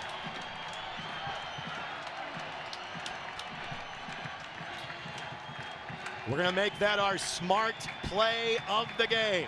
Presented by the Indiana State Professional MBA in Plainfield. Move ahead, which is exactly what the Indy 11 were just able to do. And for Sinisa Ubi-Parapovic, what a time for your first Indy 11 goal. Oh, and he's just hanging around, trailing play like a little sniper. But one of the things that he's so great at, he's so gifted at, is seeing what's in front of him, not just focusing on the ball. So he understood where Van Oekel was, he understood where the window was. That ball comes out to him, and like just a surgeon, he carves it up. Now how does this change the match?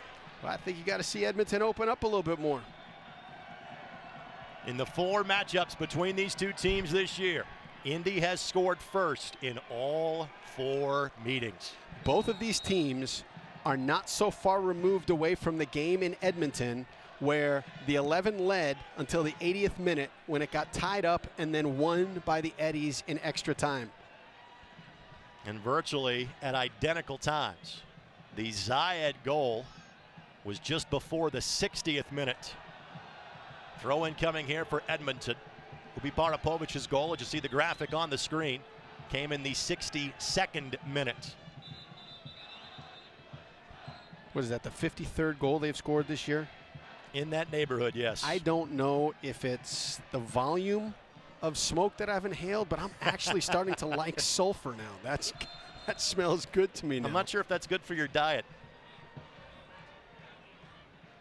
Ubi Parapovic, as we mentioned, played the last 2 years with Ottawa Fury FC and spent time with Montreal and New York in Major League Soccer.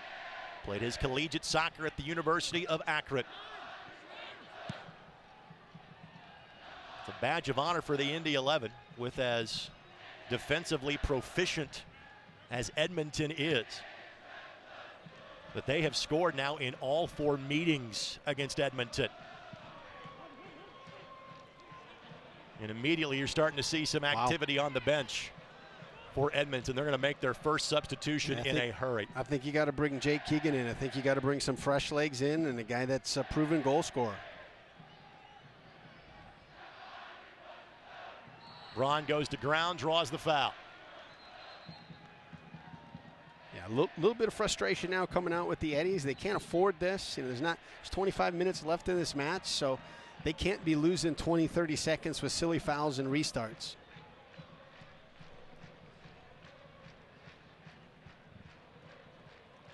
Do you go into veteran time wasting mode here if you're the Indy 11? Absolutely. You drag everything out, every restart, every substitution, every throw-in. The word that is used over and over about this Indy 11 squad this year, experience. So many new faces, but they've got decades of experience literally all around the globe. Player like Eamon Zayed last year played in Malaysia, has played in Ireland. And he was a superstar playing in Iran. By the way, Ben Fisk is going to be the substitution for Edmonton. And again, he was the player that scored the game winner against Indy back on October the 2nd. And not only is he making the sub for some fresh legs and a guy that can score, but he's probably coming in with some tactical information to relay to the guys about pushing the line a little bit higher. Maybe they're going to even adjust their formation to put some more numbers up top. Braun looking to make the turn. As per usual, well defended by Edmonton. And that's going to be a foul against Justin Braun. Got a hold of the jersey. So here comes the first of 3 substitutions available for Colin Miller and FC Edmonton. Fisk is in, Nyasi is out. And Nyasi's got to be thinking that he's a couple of inches away from giving Edmonton a 1-goal advantage from back in the first half. Yeah, and he spent a tremendous amount of energy. When he was matched up in the first half, he was matched up on Vukovic's side. And that's a tall order for an outside midfielder because of how the volume of runs that he makes going forward. Vukovic makes you defend. And so Nyasi was going touchline to touchline, end line to end line. He spent a lot of energy, and you could see it in the way that he was playing. So I think that's a good move.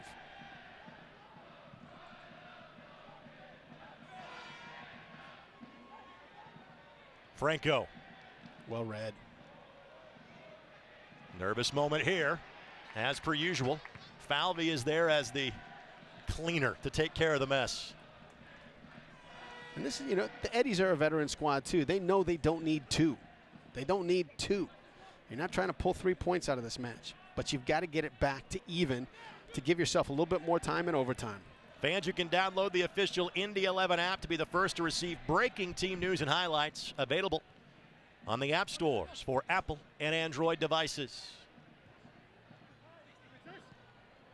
As it stands right now, still 1 more match to go in this Indy 11 season if this lead can hold.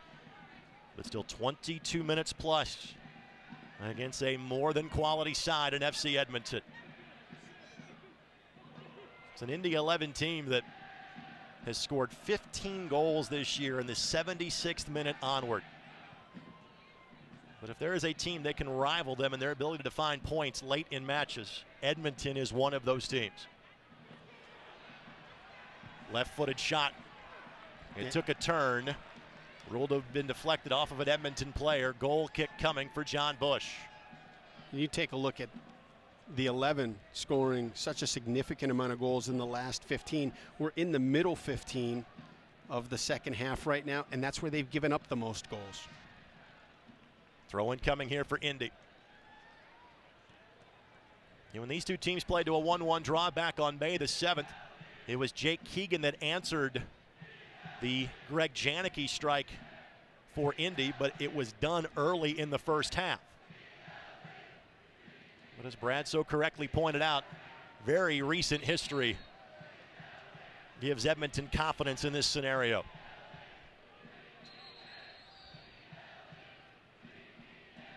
And Braun will get a talking to from Soren Stoica.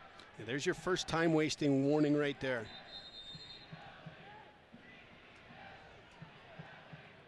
And might he see the first yellow of this match? I don't think so. See, this plays out well. I'll take this all day. You know, you just bought yourself another 25, 30 seconds. But a chance to throw numbers forward for the Eddies. By the way, this portion of the match is brought to us by the Room Place. Get it at the Room Place.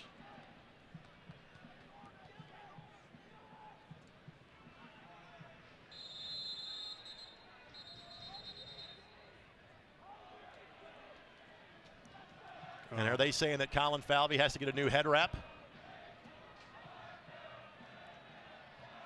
So again, that means Indy currently playing a man down. Dangerous spot for this to happen right here.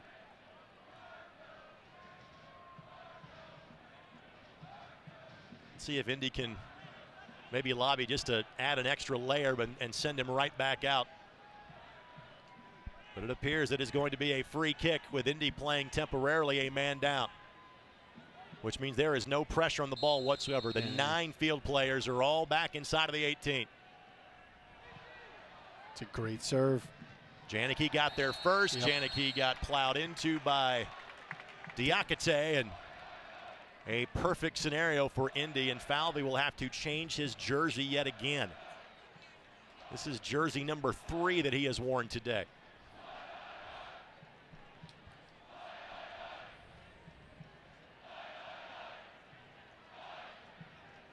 And Falvey is being waved back on. And so he is now wearing a numberless jersey. Although the head wrap kind of gives him away. Easy to spot Falvey at this point. Yeah, dangerous moment right there. You know, you take a ball winner out of the back line. And Mears is not shabby in the air, but, you know, Falvey's the guy you want back in there controlling your back line.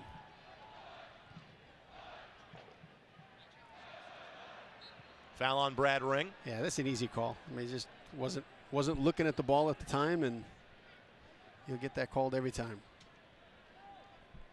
Winner of this match will play next weekend. There are 3 different potential locations and times for matches next weekend. If the Indy 11 both win this and get the break of Oklahoma City winning in New York tonight, the championship match would be here next Sunday at 2. If it is Indy at New York, it is next Sunday at 7. Ball played in. Good serve. Headed across. There's a deflection that goes right into the midst of John Bush. Let us finish that previous thought as you'll watch the replay of the goal-scoring opportunity swept away by Indy. But if both Edmonton and Oklahoma City can get road wins today, the championship final in Edmonton would be at 6 o'clock Edmonton time, 6 o'clock Mountain time, 8 o'clock Eastern time next Saturday night.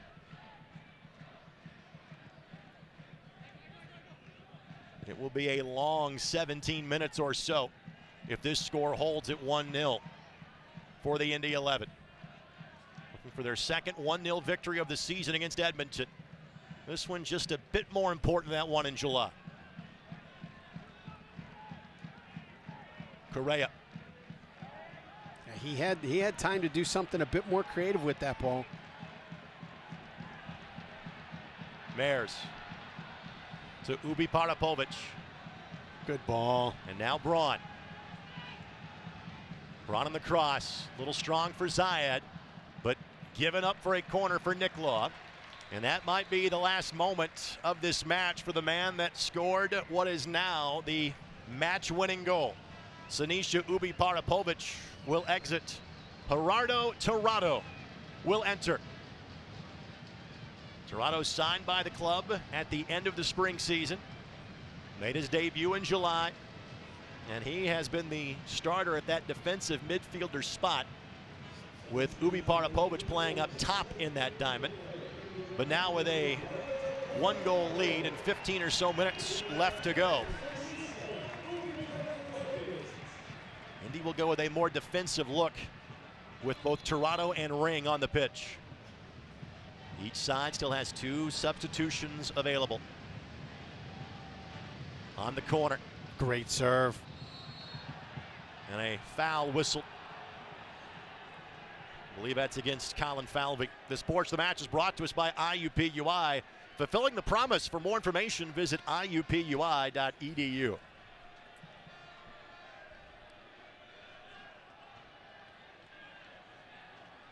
It's a great move. It's a great tactical move. You know, you take out a great offensive soccer IQ, you replace it with a great defensive soccer IQ, and you know, Tirado for 15 minutes, you put him up against anybody in this league. He's going to be able to shape play the way that the 11 needed shaped.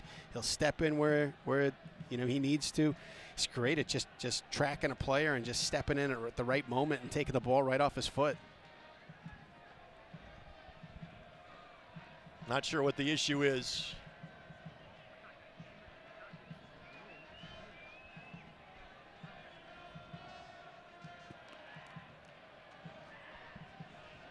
So Stoica to talk to one of the security officials to squelch an issue from the Brickyard Battalion. We play on.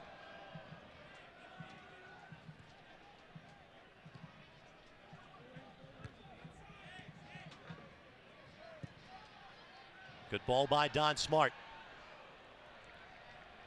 Diakite volleys that one away. It will be a throw-in, not a corner, but a good piece of real estate for the Indy 11 nonetheless. And that's the respect that they have for Justin Braun in that moment. It's a 1v1 against a lot of players. He might try to settle that ball or look to build out of the back. Instead, he understands the kind of pressure that Justin Braun can put him on, just gets a foot to it and allows his back line to reset. Indy looking for a 14th win in 17 home matches this year.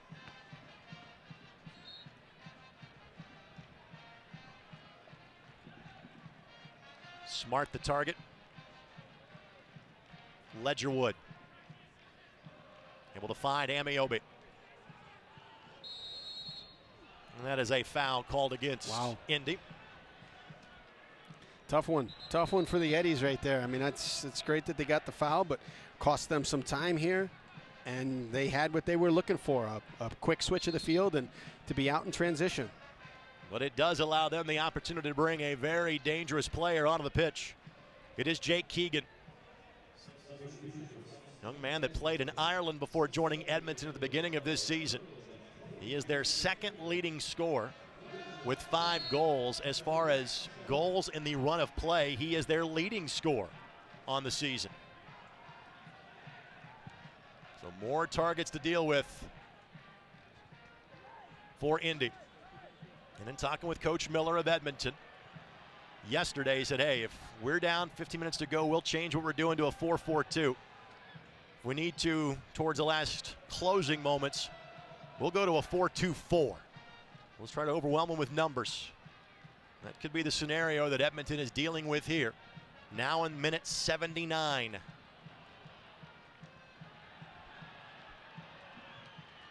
They brought the ingredients in for it. And 25 goals scored this year for Edmonton. 7 of them have entered this match in the second half. Here is Keegan. He has a goal in this building this year. For Edmonton, he has the only goal in this building this year. It's well defended. Good double. Off the boot of Toronto for an Edmonton throw-in. Indy about to make their second substitution. It'll be Duke Lacroix. And he will come on to replace Don Smart. And this is just a case of getting some more speed onto the pitch and getting fresher legs onto the pitch for Indy. And if you watch the clock, it's about getting 30, 40 seconds closer to the end. Yeah, Don is not exactly showing his full complement of speed heading towards the sideline right now. He's showing your full complement of speed right now. Oh, he's still showing more speed than I would have in exiting the facility. So each team now with one remaining substitution.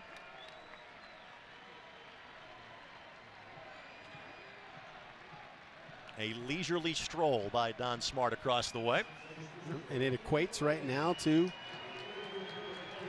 40-plus seconds.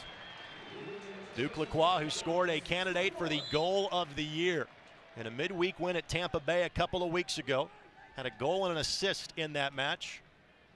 And he had an assist in one of the great goals in franchise history. Eckersley across the way. Ring sweeps this to the side. Mayers can't get it in time. But to finish that thought, Lacroix had the assist on the fourth and final goal that gave Indy the spring season championship back on June the 11th. It was the third scored by Eamon Zayed that night. By the way, this portion of the match is brought to us by Denny Excavating. Denny Companies, tearing down the past so you can build the future. And the risk reward in the back right now has just got to be at such a minimal level of your ability to take any chances in there. Short passes, balls under pressure, balls that are bouncing in a funny way. Everything's just got to be cleared away. Well, that's going to be a foul. We'll leave Ledgerwood the guilty party. Zayed the player that was fouled. And this is where Edmonton turned the tide a month ago against Indy. Diakite in the 80th, Fisk in the 94th. Turn Edmonton's lone win against Indy this year.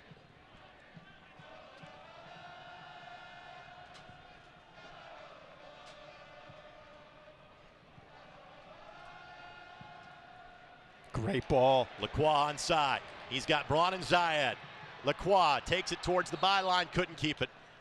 Could not keep in the field of play, and that is his patented spot. We liken it to a basketball player driving the baseline. He wants to get it to the byline and play it back towards the middle. You can see that burst of speed in his first real action of this game. And the way that Diakite laid out for that ball, he took away the option of that slotted ball across the box.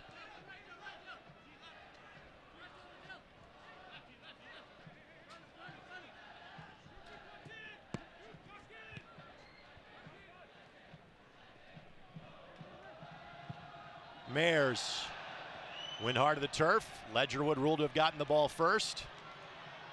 Mayers holding a hip behind the play. Lacroix goes down. That is a foul, which will then give Indy the chance to check on Dylan Mayers. Lacroix will hop back up momentarily.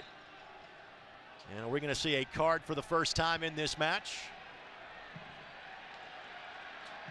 It's generally been more conversational than anything else. And I think Duke may have torn his boot, and they're trying to signal to the side, I think, to see if they got another one. But you can't see, this is our first yellow of this match, presented by Morello's Uptown Bail Bonds. Proud sponsor and fan of the Indy 11. At this late stage of the match, to stop the counter the Indy 11 were on, that's something you never like getting a card, but you can deal with it. Yeah, second goal here it's the end for Edmonton. So Lacroix trying to re-shoe quickly. I think they will hold him off to the side before they potentially wave him back on.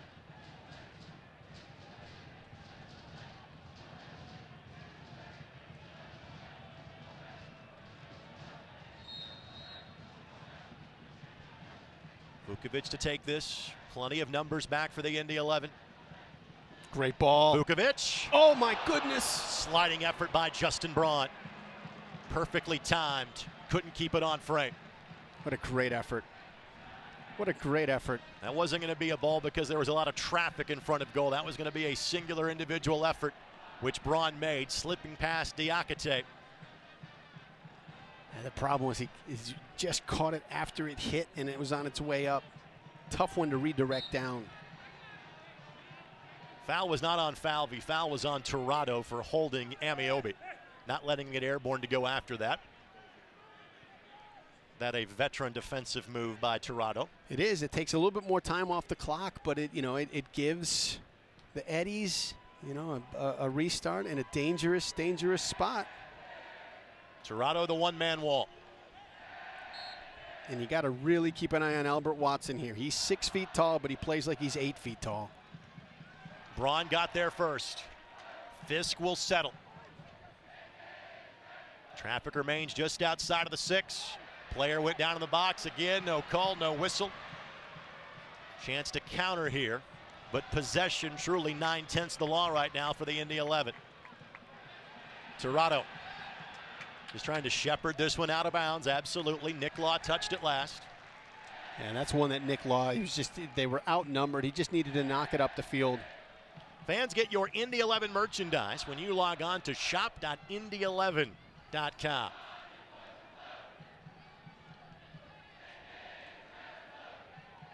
Brickyard Battalion, they have waited 3 years for this moment. They're enjoying every minute of it.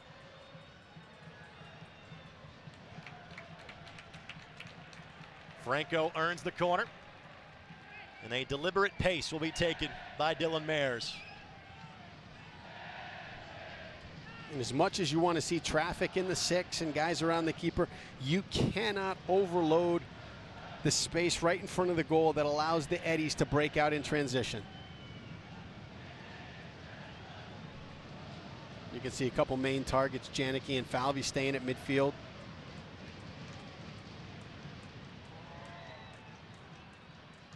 Lacroix will settle. Good decision. Good work by Franco.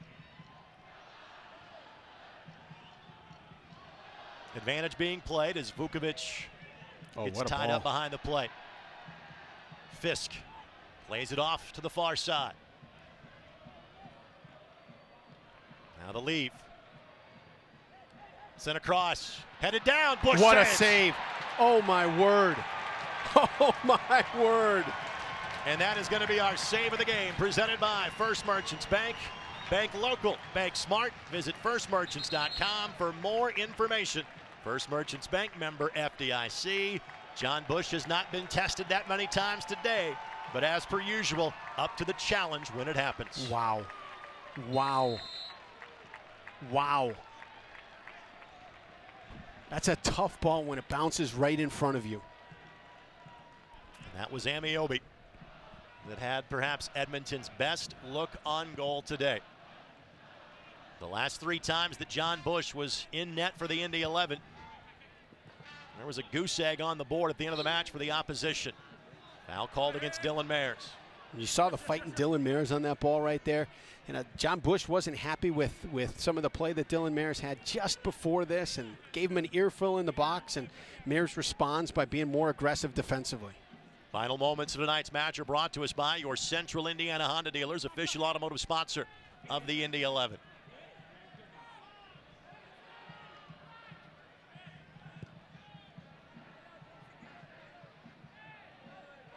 And that's off the head of Ameobi.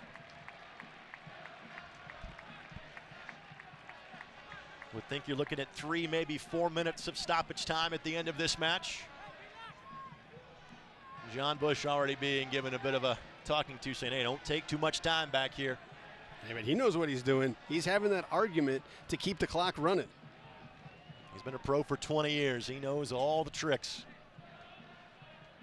Over 9,000 fans in attendance here this afternoon. And they've been treated to a good one. Won the tenor and tempo of what we expected. And a common refrain this week was that the first goal might just win it. That's clearly the hopes of the Indy 11 right now as we approach stoppage time. Speaking of winning it, Dylan Mayers did just that on that ball. Great ball.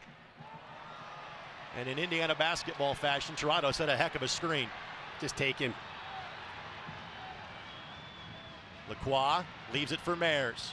Mayers atop the 18 goes down again. It's not going to be a misdemeanor. It has to be a felony at this stage to get that call. Absolutely. Throw in coming here for the Eddies.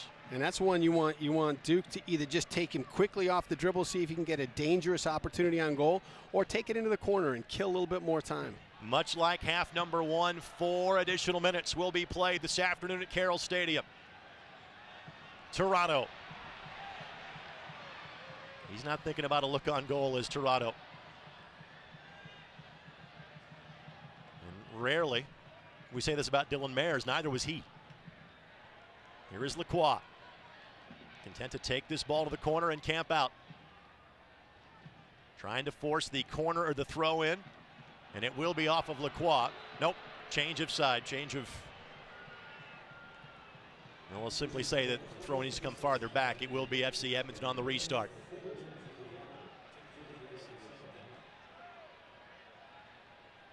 Vukovic. Somehow in traffic comes out of there with it. Oh my goodness. What a clever display of technical ability. And he draws the foul. Vukovic had the first goal of the season for the Indy 11 that prevented them from losing their home opener. From that moment forward, Indy still hasn't lost at home.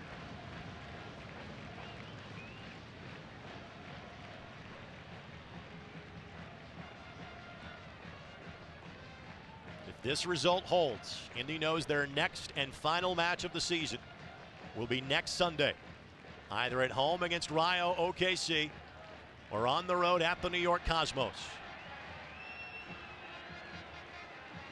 In either of those scenarios, that match will be televised on CBS Sports Network. And again, that Rayo New York match is tonight at 7 o'clock.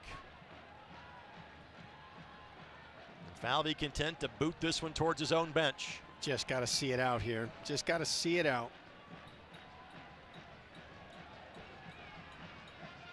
A third of the way through stoppage time.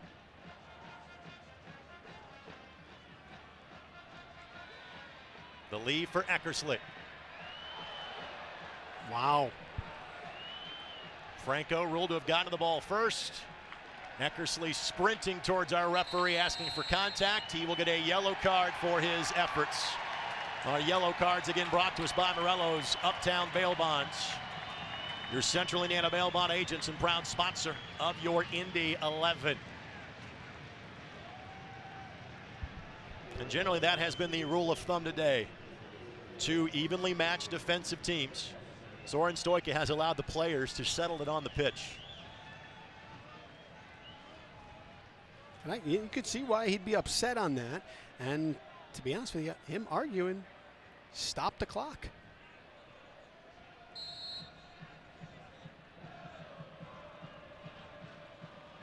They've probably got one more legitimate push left in them, time-wise. Under 90 seconds to go.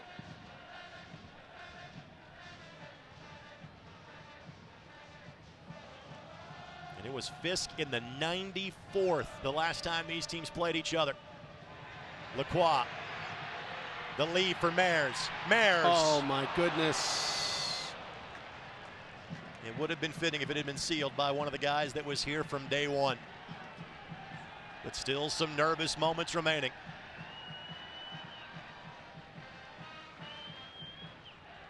Great win. Janicki finds Braun. And Braun headed towards the corner.